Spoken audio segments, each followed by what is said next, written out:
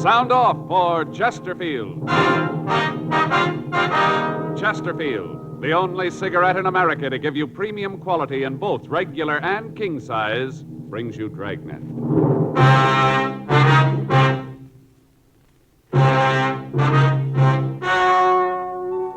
Ladies and gentlemen, the story you are about to hear is true. The names have been changed to protect the innocent.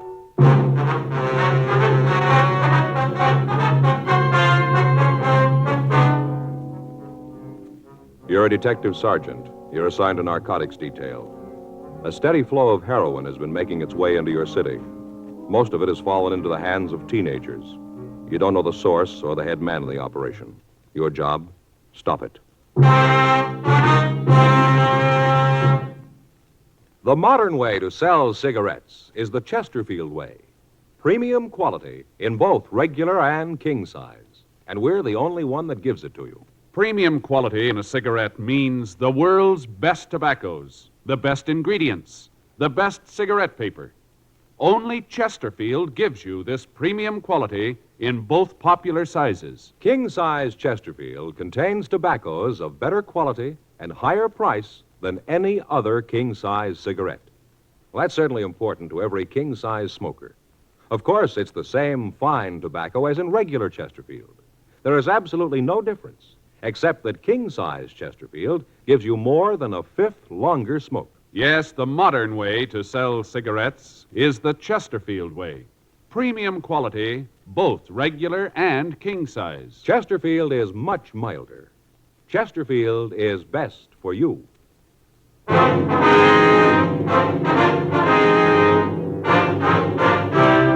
Dragnet, the documented drama of an actual crime. For the next 30 minutes, in cooperation with the Los Angeles Police Department, you will travel step by step on the side of the law through an actual case transcribed from official police files. From beginning to end, from crime to punishment, Dragnet is the story of your police force in action. It was Tuesday, April 6th. It was warm in Los Angeles. We were working the day watch out on narcotics detail. My partner's Frank Smith. The boss is Captain Kearney. My name's Friday. I'd just gotten off work, and I'd gotten a call from a friend who wanted to see me. It was 5:46 p.m. when I got to my apartment house. Apartment 12. Hi, Joe. Oh, Ed. I'm just getting ready to go in. Come on in. Caught you. Go ahead. Thanks. Sit down. You got a date or something? No, it's all right. I just thought I'd get something to eat and then maybe take in the show. What'd you want to see me about? It's about Gary, Joe. Your boy? Yeah, I don't know quite how to say it. Yeah, well, you sounded pretty upset on the phone, Ed. I was, Joe. I still am. I don't know what I'm going to do. Well, come on. What's it all about? It was all I could do to keep my hands off him. I never felt like that with anybody before, but I did with Gary. I wanted to strangle him. All right, now what's he done, Ed? He's a dope addict, Joe. Well, that's a pretty serious thing to say, Ed. Are you sure about that? I am now.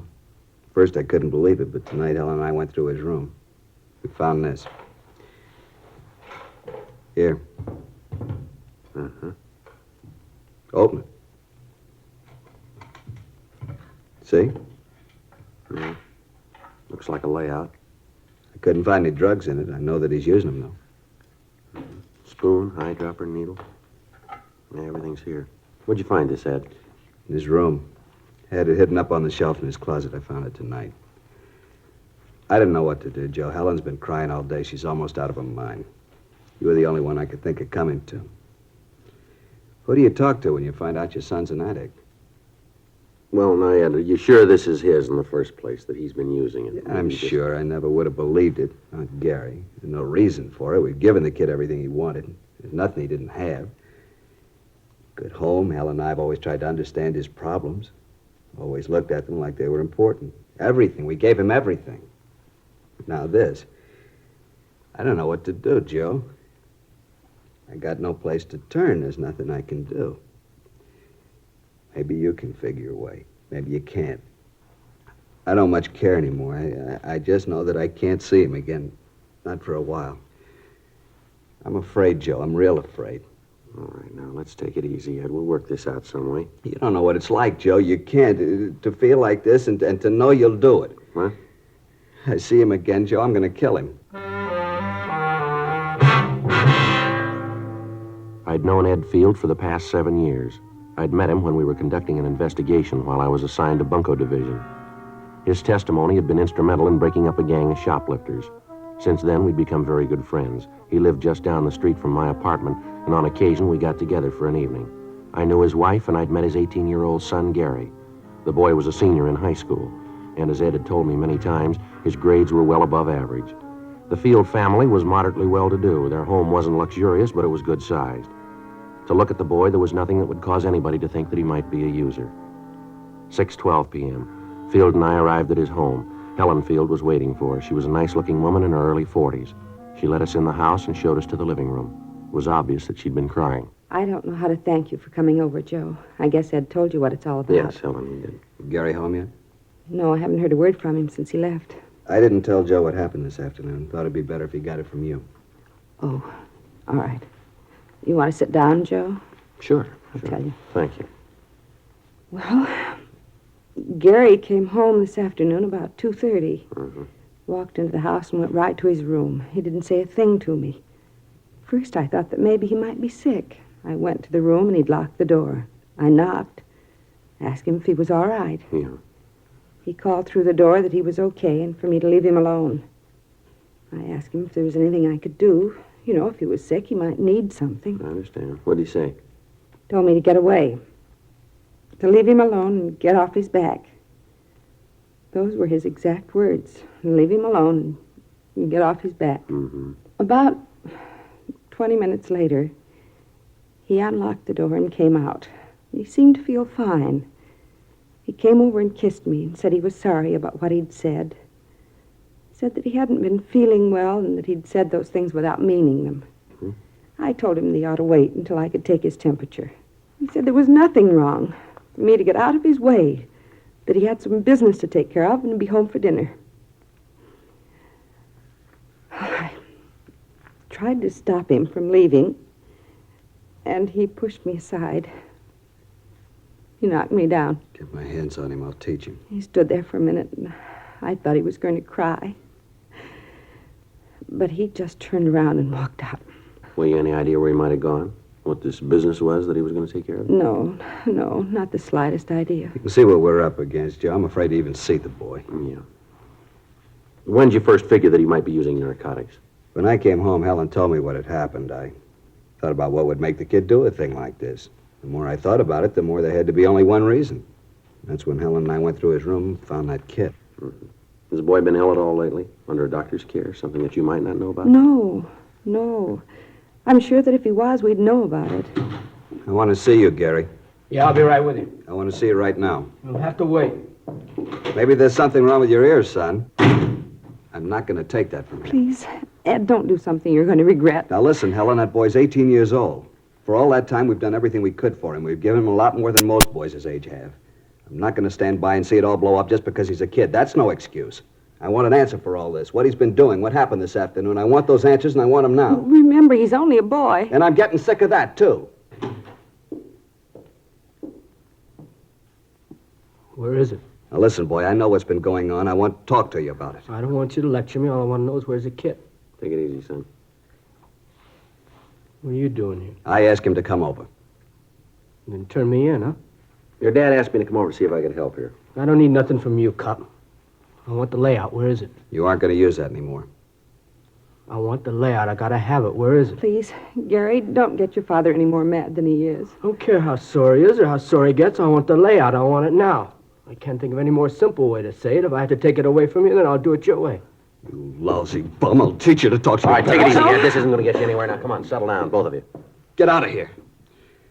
Get him out of here. Joe, I swear I'll break him in two. Please, Ed, Joe, do something. Let him go. Let him go. It's about time he found out I'm old enough to call things my way. Go on, let him go. I'm not afraid of him. I'm not afraid of you either, cop. I'm not worried about anybody.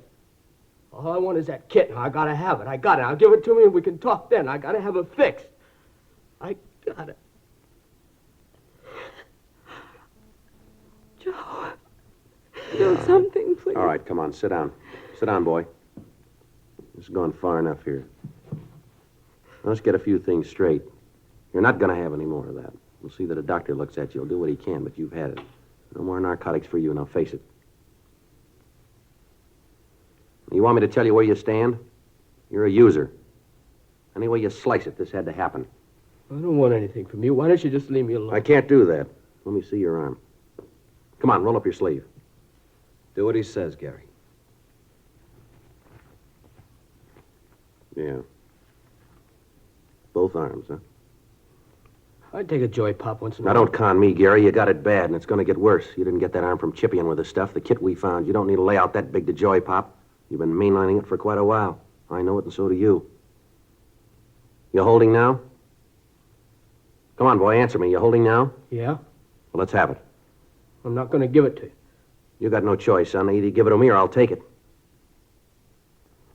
All right, here it is.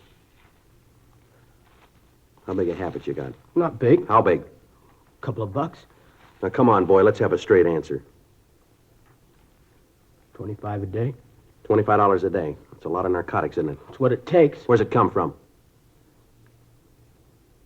Come on, who's your connection? You maybe got me, but I'm not going to be a fink. You got to let me go at that. I can't do that. Now, where'd you get this stuff?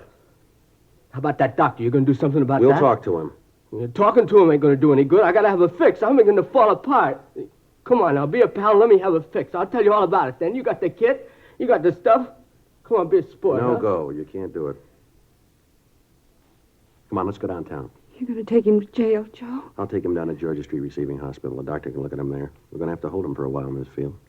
Why'd you do it, Gary? Why? Can't you tell me? Is it something your father and I have done? There's got to be a reason. What is it? Oh, please, Gary, tell me. Come on, let's get out of here. Can we see him after he gets there, Joe? Yeah, I'll call Dad. Don't you want to say goodbye to your mother, son? Why? It wouldn't prove anything. Yeah, I guess that's the way you'd look at it. I broke the law. Now they're going to make a convict out of me. I didn't call him. You did. How are you going to explain that to her? You turn your own son in. How are you going to tell her about it? I hope you're real happy now. I'm not proud of it, son. There's one thing I'd like to ask. Yeah. What have you done to her?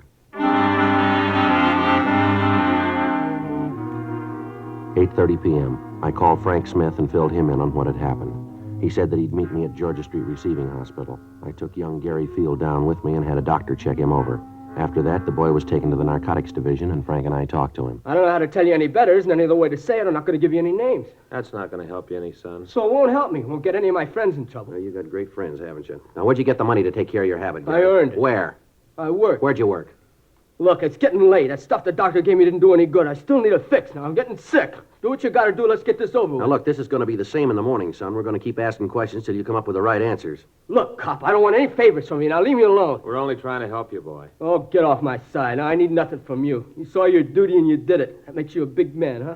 I know you'll both make lieutenant. Now beat it, All huh? right, that's enough of that. Now, there's a couple of things we'd like to set you straight on. Maybe help you to figure where you stand in this. Oh, here it comes. What do? Give you a license to preach when they hand you the badge? That's enough of that, youngster. Come on, get off my back, cop. If my old man hadn't turned fink, you'd never have got me. Where you going? I'm getting out of Now, here. sit down. Sit down. All right, young fella, you want to be a big man? That's the way it's going to be. I'm going to tell you that you get no special treatment here because I know your parents. You'll be treated just like any other user. You're getting a little of the edge because you're a youngster. There's not a pound of honesty or integrity in your distorted mind. The simple way would be to drop you in a cell and let you sweat out the cure, let you fall apart if you had to. Let me tell you this. We're going to get the connection that's been supplying you, and then we're going to get the man behind him. I don't much care about them, but I do care about the kids around you. You got a big habit. Takes a lot of money to keep up a habit like that. I've seen kids like you before, and there's only so many ways to get that money. You steal it or you start pushing narcotics yourself. I don't think you're stealing, so you got to be pushing it. That means that you probably got other kids hooked on it. Other youngsters that have got trouble because of you. Mules that are dragging your wagon for you. Your folks will maybe forgive you for what you've done to them, but they'll never be able to buy what you did to the other kids. You had a chance to help yourself and help the rest of them. You had a chance to do something good for somebody else, and you wouldn't take it. Well, you're playing it smart, big boy. Keep playing it that way when you end up in a jail cell, will you? You through, cop? Yeah, I'm through. Fine, let me get some sleep, huh? Let's go, Frank.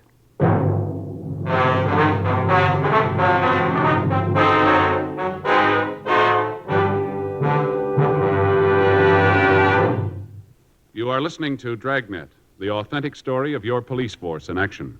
Friends, you'll remember some months ago we read you our first report, the 6 months report on the effects of smoking. Then more recently, we read you the 8 months report.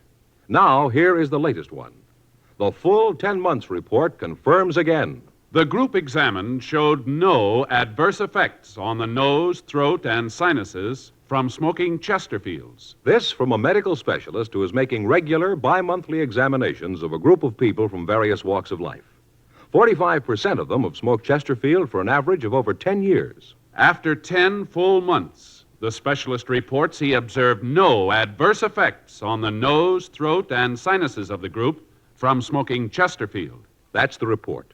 Buy much milder Chesterfield, regular or king size. The cigarette that's best for you.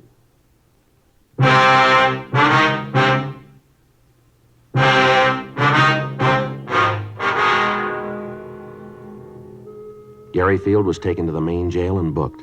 Frank and I went back to the office to fill out the arrest reports. The next day, Wednesday, April 7th, we began to talk to Gary's friends and teachers. From all of them, we got the same story. Until 6 months before, the boy had been a model student. He was always at the top scholastically in each of his classes.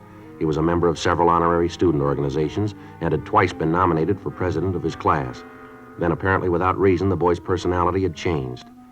He stopped taking an interest in his schoolwork. Several of his teachers told us that he wouldn't have gotten passing grades at the end of the semester. He dropped out of the service organizations at school. From some of his teachers, we got the names of his close friends. Talks with them netted us little. They told us that Gary had dropped out of the crowd of youngsters that he'd been running with and had taken up with new friends.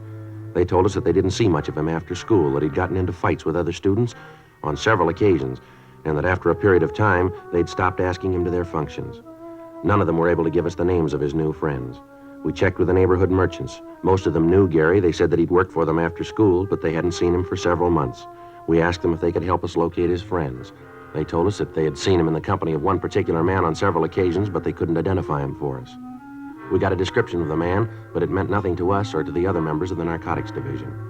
Photographs of known narcotic suspects were shown to the parents of Gary Field and to the storekeepers around the school. They couldn't identify any of them. 2 days passed. Friday, April 8th. We got a call from the field boy. Frank and I went over to see him. What'd you want to see us about, Gary? I wanted to tell you that I've had it. What's that mean? That I want to tell you about it. What's the matter? You been sick? A little. That's not why I called you, though. They treated me all right here, but I got to thinking. All right, go ahead. I used to read in the papers where the kids would turn themselves in or get caught and cop out. All about how they realized what they'd done. Always seemed like a lot of phony sob sister stuff. I know different now. I know what I've done. I know I got to stand for it. I'm not asking any favors because I know that I've done nothing to call for 'em. I'm not trying to be a hero or a martyr. I just want to help get this thing cleaned up. One thing I'd like to know, Gary. What's that? What made you get started on this stuff? You seem like a kid that has everything you want. You don't look like a kid who'd fall for it. Who knows? I'd give you 1,000 reasons they still wouldn't add. I guess I just wanted to be top man all the way around. How'd you get on it? Started lushing it up, then the tea, then the heroin. That's the way it runs, isn't it? Most of the time. I didn't figure I'd ever be hooked. Thought it couldn't happen to me. How wrong you can be. How long you had the big habit? About 6 months. Chippied with it about the same time before then. Where'd you get the money? Yeah, guess we had to get to that, huh? That's right. Where'd you get it? Well, I got some kids pushing this stuff for me. Worked for a while. Wasn't enough. By that time, the kids were hooked themselves. I was the only connection they had. They had to do business with me or do without it. Yeah. I told them that if they couldn't pay me in cash, I'd take merchandise. They'd bring it. I'd sell it. That way we both came out all right. They got their H, I got mine. You mean you got him to steal, that it? Yeah, I guess so.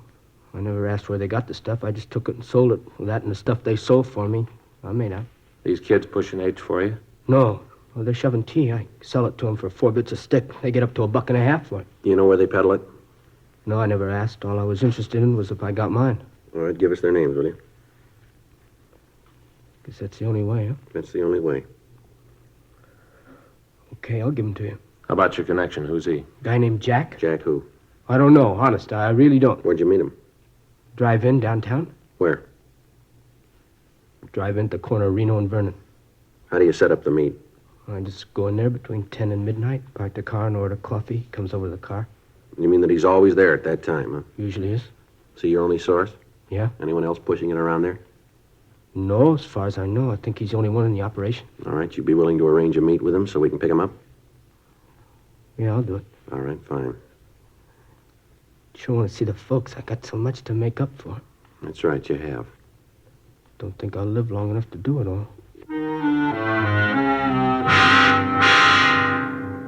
9:32 a.m. We got a description of the suspect known as Jack and also the names and addresses of the teenagers involved. Frank and I contacted the juvenile authorities and gave them the information. We went back to our office and had Gary Field check our files of known narcotic suspects.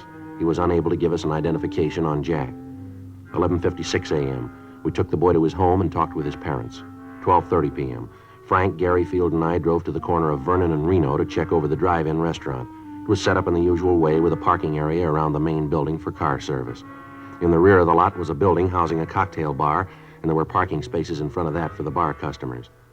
As we drove past the place, Gary told us that he usually parked around the side of the main building and that this Jack came from the direction of the bar.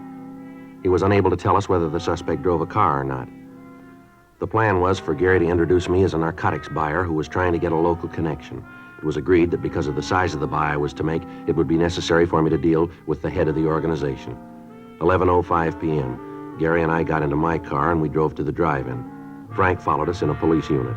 We arrived at the meet at 11:14 p.m. Frank stayed in the background and we waited. The suspect failed to make an appearance. The next night, the plan was repeated. Again, nothing. Sunday, April 10th, 10:05 p.m. We arrived at the drive-in. We waited. 11:05 p.m., 11:15, 11:30. No sign of the suspect. Midnight, 12:04 p.m. Looks like he isn't going to be here. Thought you said he usually showed up, didn't you? I don't know what happened. He was always here before. You sure you got the right drive-in? Look, Mr. Friday, I know what you're thinking, but I'm telling the truth. Yeah, you know all this is kind of tough to buy, don't you? 3 nights and he isn't here? I don't understand it. He was always here before. Wait a minute. Yeah? Hold it. Yeah, that's him, coming over from the bar. All right, which one? There's a couple of people coming out The there. big one. See in the gray suit, hat? Yeah. You sure that's this Jack? Positive, Mr. Friday. All right, now you look. You know what you're going to do. Don't let on that anything's wrong here. Remember that nothing's going to happen to you. I'll remember. All right, now hold on. He's coming over. Hi, kid. Hi, Jack. Been looking for you. Where you been? All right. Who's a friend? Oh, yeah, I want to talk to you about him. Wants to do business with you. What are you talking about? What business? Look, Jack, he's all right. I know it. Think I'd have brought him here if I didn't know it? Oh, he's all right. He's a friend of yours. You know the bit, any friend of yours. I don't know what to talk about businesses. I don't know what you're doing here, but I'm here for a cup of coffee. Better let me talk to him alone.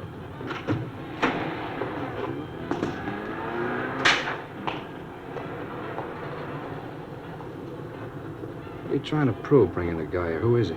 Friend of mine? Told you once, I told you 1,000 times. Don't ever bring nobody with you, haven't I told you, huh? Oh, yeah, but he's okay. He wants to make a buy, a big one. Crazy kid, you told him about it? Look, he's okay now. I know it. Look, Jack, we both stand to do all right from this. I kind of figured if he bought from you, you might give me a little piece of it. You know, sort of say thanks for the business. How long you known this guy? Long time. How long? A couple of years. How come I never seen him before? He doesn't hang around this part of town. Well, what's he doing here now? Like I said, trying to make a buy. Where'd you meet him? Before I met you, I used to buy stuff from him. He moved out of town, went up north, does business up there. Last couple of days, I couldn't get in touch with you. I ran into him. He fixed me up. And then he told me he wanted to buy. Right away, I thought of you. All right, I'll talk to him. But I ain't making no deal. You just talk to him. You'll find out everything's okay. All right. You let me do the talking.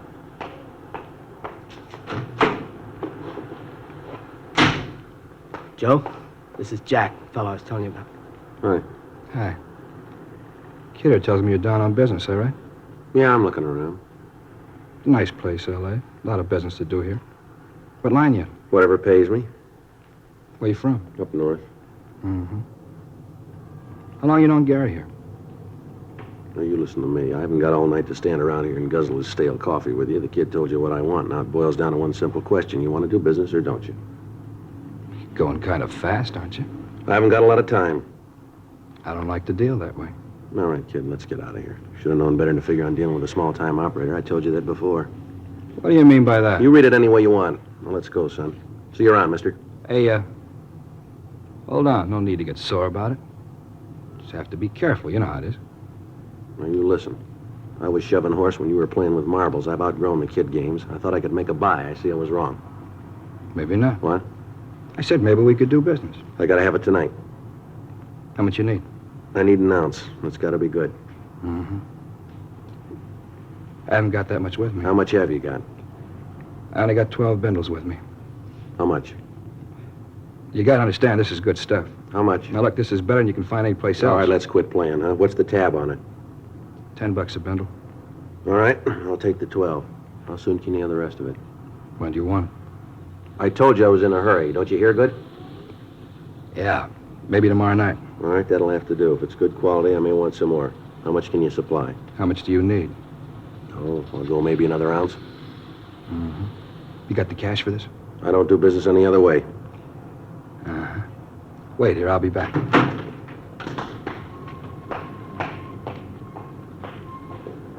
It's all right, isn't it, Mr. Friday? Yeah, Gary, everything's fine. You see where he's going? No, it's too dark. Don't you worry about it. Frank will see where he goes. I'll be glad when this is over. All right, hold it.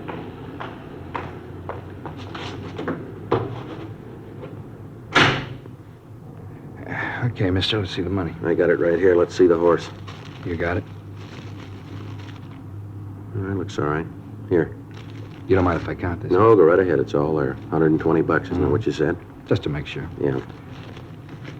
50, 70, 90, 110, 120. Yeah, all right, it's all here. Mm-hmm. Well, I'll see you tomorrow night, huh? Yeah, sure. I want to tell you, it's nice to do business with you. It's been a real pleasure. Well, it works both ways, mister. Mm-hmm. Well, I hope to see a lot more of you. You will. You're under arrest.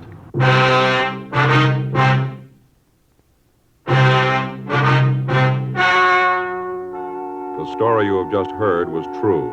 The names were changed to protect the innocent. On July 29th, trial was held in Department 89, Superior Court of the State of California, in and for the County of Los Angeles. In a moment, the results of that trial. Now, here is our star, Jack Webb. Thank you, George Fenneman.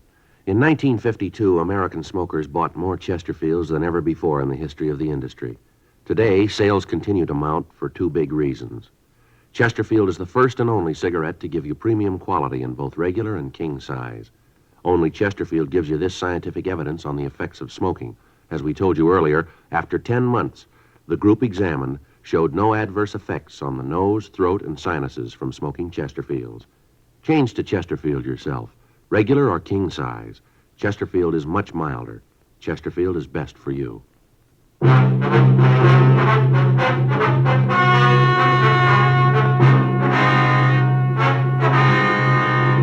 Gary Richard Field, because of his cooperation, was placed in a hospital for rehabilitation and at the conclusion of his treatment was placed on 3 years probation. The other juveniles involved were handled through the juvenile court and received sentences comparable with his. Jack Alexander Williams was tried and found guilty of violation of the State Narcotic Act, a felony, and was sentenced to the state penitentiary for the term as prescribed by law. Violation of the State Narcotic Act, a felony, is punishable by imprisonment for a period of not more than 6 years in a state prison.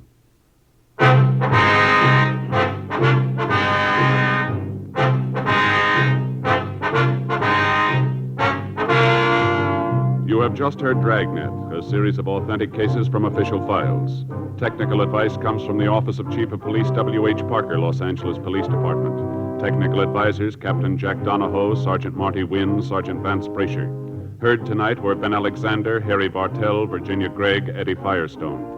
Script by John Robinson. Music by Walter Schumann. Hal Gibney speaking. For a million laughs, tune in Chesterfield's Martin and Lewis show Tuesday night on this same NBC station. And sound off for Chesterfield, either regular or king size. You'll find premium quality Chesterfields much milder. Chesterfield is best for you. Chesterfield has brought you Dragnet, transcribed from Los Angeles.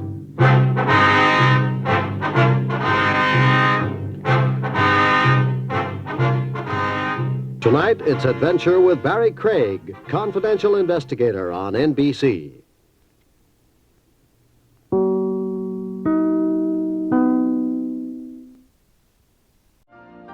You've been listening to the OTR Gold Network. Find more classic radio at otrgold.com.